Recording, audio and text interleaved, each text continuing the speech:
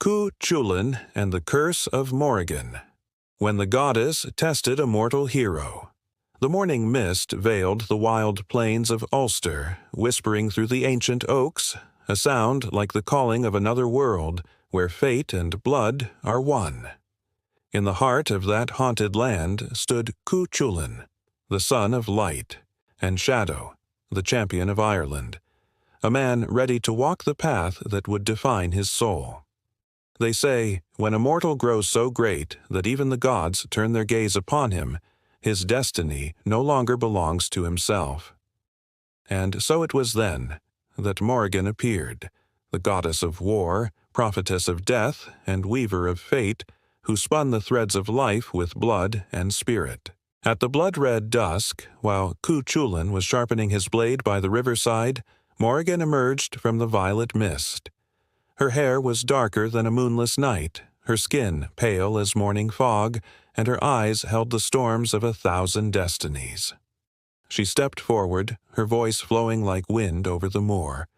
Cú Chulainn, I have seen your death waiting on the battlefield, but I, Morrigan, can change that. Let me fight beside you, in battle and in soul. Cú Chulainn looked upon her, his gaze hard as iron striking flame. I need no one to weave my fate. My sword and my will are enough. For a moment, silence ruled the land. The wind ceased. The gentleness in Morrigan's eyes dimmed, replaced by the fury of a goddess betrayed. You dare refuse me? Mortal? Her voice thundered, echoing with the roar of the heavens. In wrath, she vanished, only to return in other forms. The next day, when Cú Chulainn marched to war, a massive black bull charged from the mist, its eyes burning with infernal fire. He thrust his spear through its heart, not knowing it was Morrigan's first form. As the bull fell and its blood stained the earth, the goddess took her second shape, a giant wolf, lunging from the shadows. Cú Chulainn was wounded, his blood spilling across the soil, yet he stood tall, swinging his blade. The clash of steel and fang rang out like a death knell. For the third time, Morrigan transformed into a raven, circling above him, shrieking with the voice of death itself. You denied my gift, Cú Chulainn. Then I shall be the one to witness your final breath. Cú Chulainn lifted his head, his breath ragged, yet his gaze unwavering. If my fate is to die beneath your gaze, then so be it, Morrigan. For I do not fight for immortality, but for honor. Time passed. The wars of Ulster raged on, and Cú Chulainn's name became legend. But wherever there was victory, there too flew a black raven. Morrigan, ever watching, never forgetting. The fateful day came. Cú Chulainn fought until his last breath.